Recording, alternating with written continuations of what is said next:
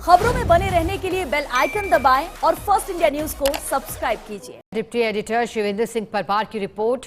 Bharatpur range IG Rahul Prakash की समझाइश से माने आंदोलनकारी। रेलवे ट्रैक पर पहुंचे आंदोलनकारी छात्रों को करीब 5 मिनट तक आईजी ने संबोधित किया। कहा कि ऐसा कोई काम मत करो जिससे जीवन भर नौकरी के लायक ही न रहो। खुद को बड़ा भाई बताकर हर पहलू पर आईजी राहुल प्रकाश ने बात की। आईजी ने कहा सरकार और प्रशासन कभी नहीं है किसी से दूर। आईजी की तर्क संगत बातों से तुरंत सहमत हुए आंदोलनकारी छात्र। अब सोशल मीडिया पर तेजी से वायरल हो रहा भरतपुर आईजी का प्रभावी संबोधन और एक फिर बार वाणी ने कमाल कर दिया है। ज्यादा जानकारी के लिए डिप्टी एडिटर शिवेंद्र सिंह परमार हमारे साथ जुड़ गए हैं। शिवेंद्र, कहा जा रहा है कि आंदोलनकारी छात्र को मनाने में राहुल प्रकाश आईजी की महत्वपूर्ण भूमिका, ना सिर्फ उनका एक्शन बल्कि अब तो उनकी वाणी भी कमाल कर रही है। बताइएगा क्या पूरी घटना रही थी, क्या उनके संबोधन में था जिससे छात्रों ने हामी भरी? देखिए, पीलूपुरा में आज जो हुआ वो हम सबके सामने है कि किस तरीके से एकदम से जो आंदोलनकारी छात्र थे वो ट्रैक पर चले गए तो एक गाड़ी उन्होंने रोक ली थी और बड़ी अफरा तफरी की स्थिति बन गई थी। लेकिन मौके पर कई अधिकारी मौजूद थे और एक वरिष्ठ आईपीएस अधिकारी जो उस रेंज के आईजी में राहुल प्रकाश, वो भी सिखा मौके पर थे। उनके निर्देशों के बाद ही सभी जो आंदोलनकारी छात्र थे उनको ट्रैक से हटाया गया और फिर एक जगह सभी को असेंबल किया गया, जिसमें आंदोलनकारी छात्र भी शामिल थे और जो गुर्जर आंदोलन के नेता हैं, एक उत्तर प्रदेश से आए हुए विधायक थे, वो भी उसमें शामिल थे। उसके बाद भरतपुर के आईजी राहुल प्रकाश ने उन सभी को संबोधित किया करीब 5 मिनट तक। हम वो संबोधन भी दिखाएंगे टीवी स्क्रीन पर कि किस तरीके से अपनी बात भरतपुर रेंज के आईजी ने रखी। लेकिन उनका जो संबोधन था सिखा वो बहुत प्रभावी था। मैंने 2 बार उनके संबोधन को सुना है कि किस तरीके से उन्होंने टू द पॉइंट बात की और उन्होंने सबसे इम्पोर्टेंट ये कहा जो आंदोलनकारी छात्र थे उनको कि आप ये सब आंदोलन नौकरी के लिए कर रहे हैं और जो बेरोजगारी का दंश है वो बहुत बड़ा है। मैंने भी बहुत मेहनत की है नौकरी पाने के लिए, लेकिन आप ऐसा स्टेप अगर उठाते हो जिसमें आप रेलवे ट्रैक को जाम कर रहे हो, ट्रेन को रोक रहे हो, तो ये इस तरीके का स्टेप है जो आपको जीवन भर नौकरी में आने ही नहीं देगा।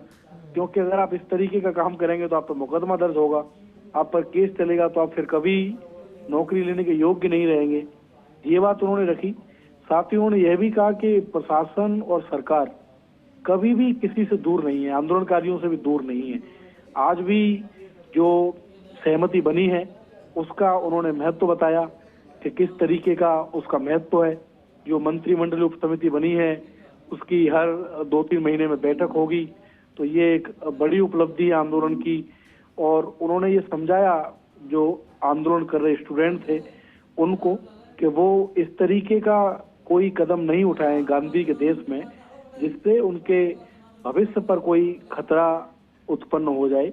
इसलिए शांति से बात करना, अपनी बात सरकार और प्रशासन तक पहुंचाना वही सही माध्यम है। उन्होंने अपने संबोधन में बहुत तार्किक तरीके से, बहुत अच्छे तरीके से बात रखी और ऐसी बात रखने वाले भीड़ के सामने आईपीएस अधिकारी बहुत कम है सिखा। हम जानते हैं, हमने खूब फील्ड में देखा है कि बहुत सारे आईएएस और आईपीएस पब्लिक को इस तरीके से फेस नहीं कर पाते कि वो एक बड़े समूह में खड़े होकर अपनी बात रख सके। अधिकतर बातें उनकी चैम्बर में होती हैं, लेकिन भरतपुर के रेंज आईजी ने आज दिखाया कि उनका स्किल्स, उनकी ट्रेनिंग, उनका अनुभव कितना बड़ा है।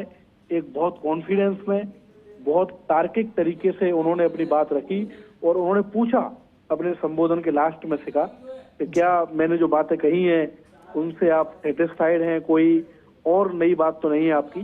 तो सभी ने ताली बजाकर उनकी बात का समर्थन किया। उसके बाद वो मूवमेंट खत्म हुआ। तो ये बहुत अच्छी बात है कि ऐसे आईपीएस अधिकारी प्रदेश में हैं जो इतनी भीड़ में जो तार्किक बात है, जो ऐसी बात है जो बहुत सही तरीके से समझ में आए। क्योंकि संवाद का जो तरीका आज राहुल प्रकाश ने दिखाया है कि किस तरीके से बिल्कुल सटीक मुद्दों पर अपनी बात रखी जा सकती है, वो वाकई कम से कम उनके जो जूनियर अधिकारी हैं उनको अनुसरण करने की जरूरत है, क्योंकि फील्ड में हम देखते हैं लॉ एंड ऑर्डर में इस तरीके के केस कई बार आते हैं जब आपको सामने आकर भीड़ में बात करनी पड़ती है। तो बहुत काबिल तारीफ काम रहा है आज राहुल प्रकाश का, और ये सुखद बात है प्रदेश के लिए भी कि जो हालात बने थे शाम होते होते वो पूरी तरीके से कंट्रोल में है, और अब किसी तरीके का कोई आंदोलन नहीं है, किसी तरीके का कोई मूवमेंट फिलहाल नहीं है। पूरा सरकार की कुशलता से मुख्यमंत्री ने भी गंभीरता दिखाई, तुरंत ही जो करौली कलेक्टर थे उन्होंने मसौदा दिया, सरकार गंभीर थी, मौके पर जो अधिकारी थे चाहे वो भरतपुर के एसपी हों, चाहे करौली के एसपी हों, कलेक्टर हों, खुद आईजी राहुल प्रकाश हों, सभी की सूझबूझ से जो आज का आंदोलन था, जो आज का मूवमेंट था, उसको बिना किसी बड़े विवाद के और बड़े नाटकीय घटनाक्रम के वो कंट्रोल में। बिल्कुल, और जैसा कि शिवेंद्र जी आपने कहा, कानून व्यवस्था पर कभी अफसरों से चर्चा तो कभी आमजन के बीच, जहां एक तरह समाज कंटकों के खिलाफ सख्ती बरतने की बात कहते हैं, वहीं समझाइश इस तरह की क्या चर्चा प्रदेश भर में। बहुत शुक्रिया आपका साथ जुड़ने के लिए शिवेंद्र जी, जानकारी के लिए। और तस्वीरें भी आ चुकी हैं, ये वही वीडियो जब उन्होंने जो आंदोलनकारी छात्र थे उनसे। सबसे पहले तो देवनारायण भगवान को मैं नमन करता हूँ, ठीक है, विराज महाराज की, ठीक है। और इससे पहले आपके आने के पहले सारे लोग आगे के ट्रैक से कोई नहीं बचा, सबको लिया है, जिम्मेदारी से लिया है। देखो, जो सबसे बड़ी जो बात थी और जो कर्नल साहब जो देके गए हैं अपने समाज को, वो इतनी बड़ी चीज देके गए, मैं कहता हूं ना पहले कभी कोई देके गया और शायद आगे भी कोई नहीं देके जा पाएगा। मानते हो इस बात को? एक तरीके से समाज के लिए भगवान के बराबर का दर्जा है उनका, जिस तरह से संघर्ष किया और जो देके चले गए। कई बार हम मांगते रहते हैं, प्रयास करते रहते हैं, मिलता नहीं है, लेकिन उनकी रणनीति ऐसी थी, उनकी पकड़ ऐसी थी, उनका रुतबा ऐसा था कि वो काम करा के गए, ठीक है।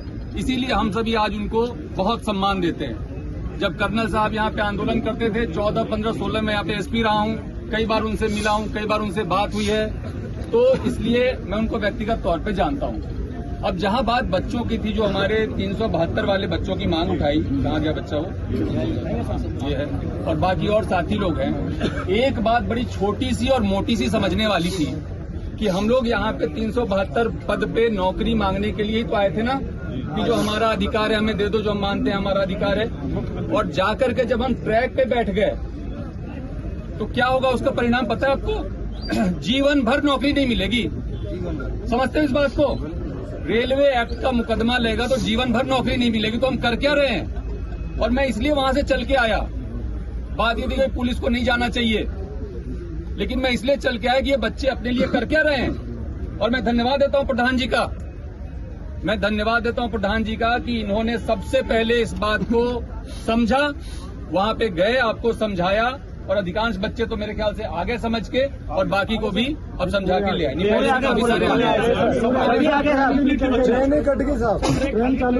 बहुत बढ़िया।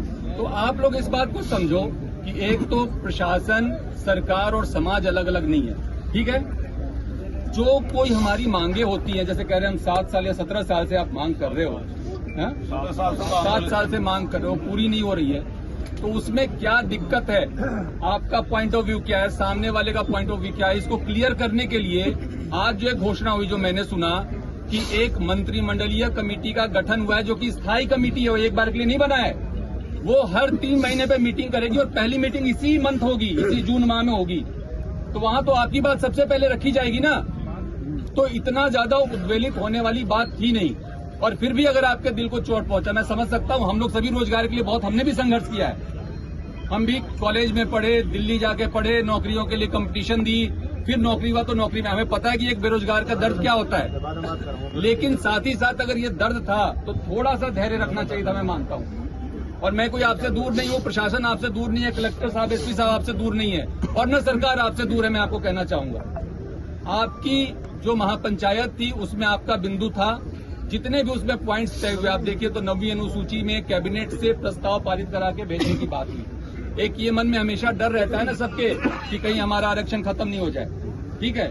तो वो 9वीं अनुसूची में डालने के लिए कैबिनेट से प्रस्ताव पारित करने की बात को लेकर के सरकार ने अपनी सहमति व्यक्त की है, जो कि पहली बार हुआ। इसके साथ ही जो मुकदमे वापसी की बात है, जिससे हम सभी लोग परेशान रहते हैं, हमारे बच्चे परेशान रहते हैं, उसमें केवल बेलेबल ही नहीं बल्कि जो दूसरे जिसमें कि नोटिस दे करके भी कार्रवाई की जा सकती है, उसके भी डिस्पोजल की बात और सहमति दे दी गई है। देवनारायण योजना में आपके संघर्ष समिति के जो प्रतिनिधि जो आप नामित करेंगे उनको शामिल करने की बात हो गई है। कैबिनेट सब कमेटी में जो मीटिंग होगी उसमें आपके प्रतिनिधि जो नामित होंगे उनको शामिल करने की बात हो गई है। तो आप हर 3 महीने पे मिलोगे। आप जो कह रहे हो हमारी कोई बात नहीं सुन रहा, हमारी कोई बात नहीं समझ रहा, हमारी लॉजिकल बात है, वो हर 3 महीने पे सवाल पूछने का आपके पास मौका होगा। तो मेरी कोई बात पे आपत्ति है क्या? और इस देश में गांधी के देश में अगर गांधीवादी तरीकों को छोड़ करके हम दूसरे तरीके पे जाएंगे और बिना सोचे समझे जाएंगे तो अपना भविष्य अंधकार में डाल रहे हैं। तो मेरे को बच्चों इतनी बात कहनी थी। आप सभी बहुत समझदार हैं, पढ़े लिखे हैं, मैं आपका बड़े भाई जैसा हूं। अगर आप बड़े भाई की राय को मानते हैं, अभी आप लोग जो भी यहाँ बैठ के अपना तय करेंगे नीति रणनीति। और संबोधन सुनने के बाद आप भी कह सकते हैं कि बड़ा शानदार, जानदार और प्रभावी संबोधन, जिसके माध्यम से एक बड़ा प्रयास किया गया और कामयाबी भी हाथ लगी। चलिए इसी के